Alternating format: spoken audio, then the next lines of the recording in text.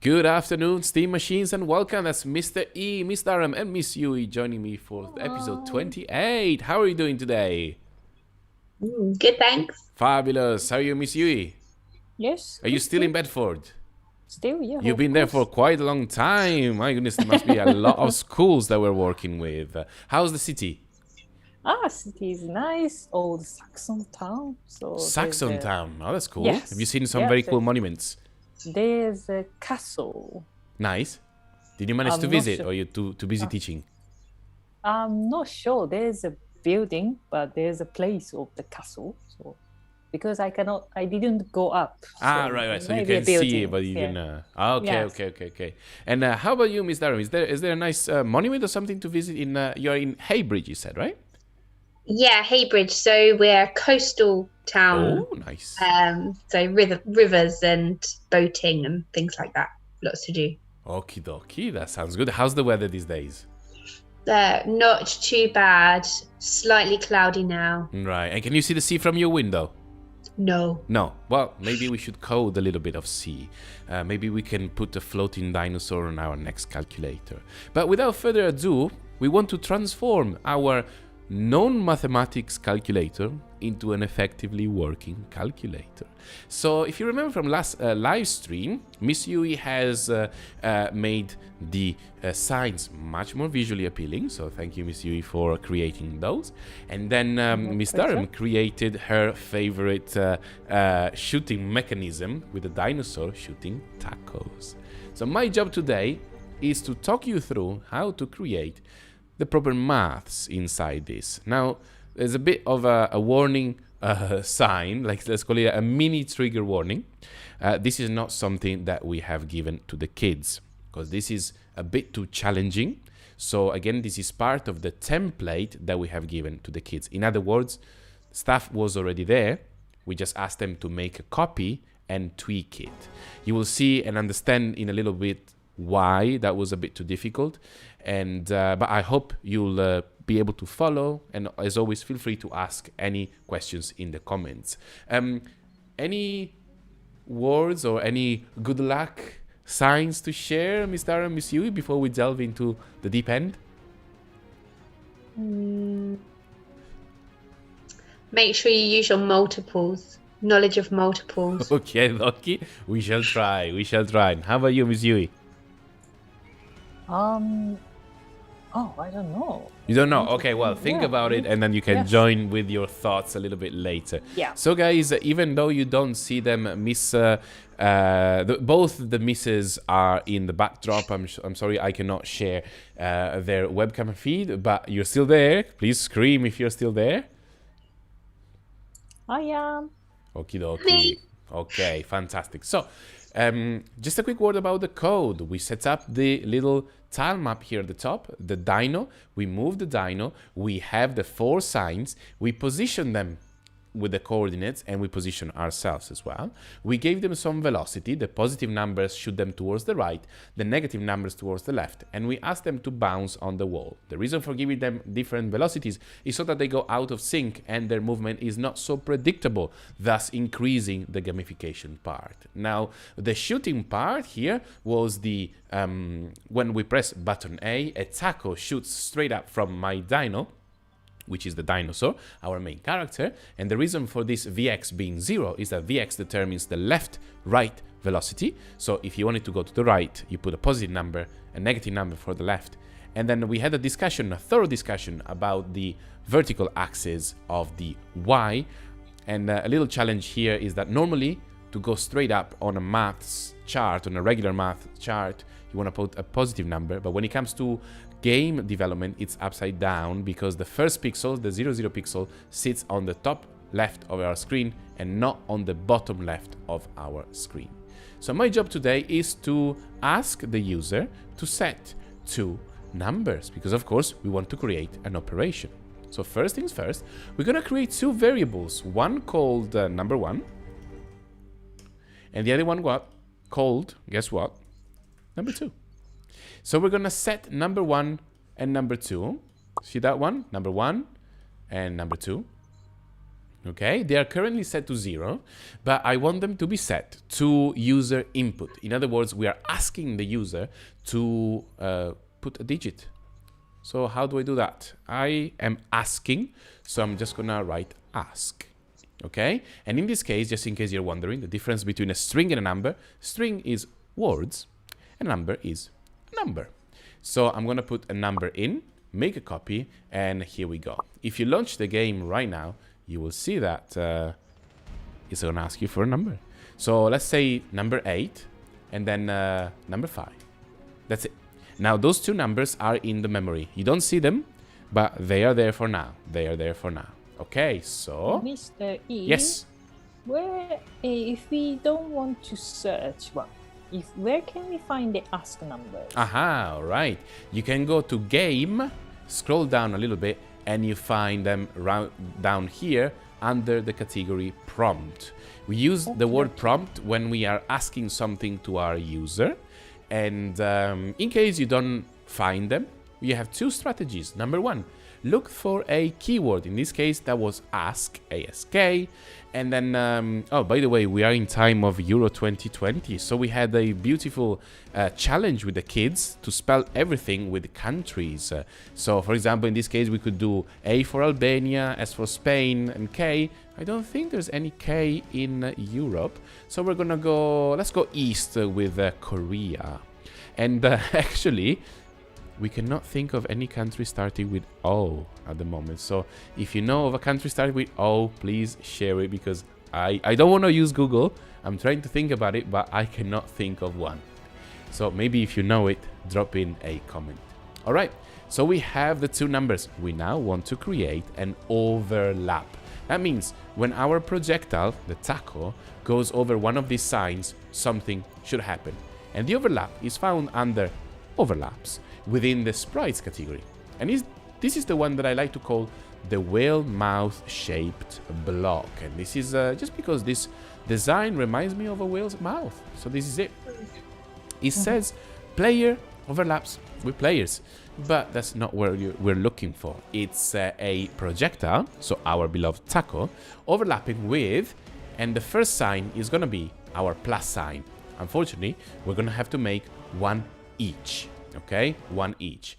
For those of you advanced coders up there, yes, we know we can actually do it with one and put an if statement after that, but that's gonna be a bit too much of a challenge for our students, so we're just gonna keep it simple for now. Okay, so it's gonna be the addition, and first things first, once we shoot the addition, the projectile should disappear. So that's called destroy. And as always, we can spell D-E-S. Miss Huey, spell this D-E-S with a country, please. D-E-S with the country. Yeah, go for it. Denmark. Yes. England. Yes. And Spain. Spain, there we go. So we got the destroy. Now what we need to do is destroy this projectile. But if I were to type in projectile here, the problem would be that it would destroy all of the projectiles on the screen, because this is called a global variable. It hits all of them. In this case, instead, this little one here, is a local variable, so it only destroys the projectile that we are using. And this is the $1 million move, as I like to call it. Take the sprite, drag and drop it on top of my sprite. Wow. Hit the plus to see a little bit of an animation. Choose your favorite. And then this is the speed, so 500 milliseconds means half a second, because you can fit 1,000 milliseconds in a second, so 500 is half. As you can see within this code, if you code it with the kids, you can do lots of geography questions, maths questions, coding questions, and maybe in one of the next episodes we'll also show you how we can do the music part. Now what we want to do now is splash, that means give a feedback to our students on the screen. So whenever we hunt down that plus sign, it's gonna give us the result. So I'm gonna find a splash, and Miss Durham, can you spell us splash with countries? Oh, Go for it, go for it. splash. The whole word. Yes, please. Come They on. gotta be just European. Let's start with European, but then if we find them. Right, so we got Spain, Yeah, we have Spain indeed. Portugal, Yes. Lithuania, Yes. Albania, Yes. and Switzerland, Yes. and Hungary. Woohoo! We have them all. Awesome. That was a quite good timing. Well done. Awesome stuff. So in here, guys, we want to add the first and the second number. So the numbers are now held in these imaginary boxes called variables, number 1, number 2. So we want to add number 1 and number 2. How do we do that? Well, to add, we're going to go into math and get our adding sign up here. No. Is that a plus sign? That really looks like a divide to me. Am I seeing things? Oh no, there is a divide sign. Okay, so this is a plus. But when I try to put it in, it's a bit naughty. It doesn't want to go in. You see that? Doesn't work. There's an explanation for that, not to worry. So let me grab the variables first of all. Here's a variable. We want to create number 1 here and number 2 here. Now the reason why... So this is an addition, yeah? The reason why this doesn't fit is because computers are quite naughty. When it comes to number 1 and number 2, that's going to be an integer, so another number, right? But when it comes to splash... Yes? Is this a moment of computer says no? This is the computer says no, unfortunately. For those of you old enough to remember Vicky Pollard, yeah, that's the one, that's the one. So unfortunately, computer says no, but we say, computer, yeah, come on. So we basically need to convert these integers into text. And I use the keyword there. So I want to convert, but I cannot spell it unless I'm given countries. So, Miss Yui, you start. And Miss Durham, can you finish with vert? Let's do it, come on. Croatia? Yes. We don't know yet, so we're just gonna give it for granted. We don't know. And Netherlands. Netherlands, yes. Miss Darren, can you continue? V. Do we have a V in Europe? I don't know. I don't think so. I have to go like global, I think. Go global. Venezuela. All right. Back into Europe, I think we can try. Estonia. Okay. Romania. Oh, yeah, we got it. And Turkey. Wow. That's pretty good. I'm quite good at geography. Awesome stuff. So, the search form this time is very good. It's at the very top. Convert to text. So let me bring it in, put it inside the splash. You see this one works. And now we're going to go in. And here we go. This is enough. Let me try it. We go inside the game. And I'm just going to use two simple numbers, 5 and 3. And when we shoot the plus sign, when we don't miss, it gives us the result. That's not bad, is it? So if you want to be a bit more thorough, you can also say, by using, once again, the plus sign, this is a bit more code intensive, but you can do it like this. And you can say, for example, let me see. No, you can't. Sorry. I was trying to make a trick. Let's see if I can make a little trick here, but maybe not. No, I don't think I can. Sorry, I was trying to say the sum of blah, blah, blah is, but maybe we cannot do it. Can we do it? No. Okay, no worries. We'll keep it simple and we just do the result for this, okay? So we got the two numbers. And then what we ask the kids to do from this moment forward is simply to make a copy. So if you see, you right click and you duplicate.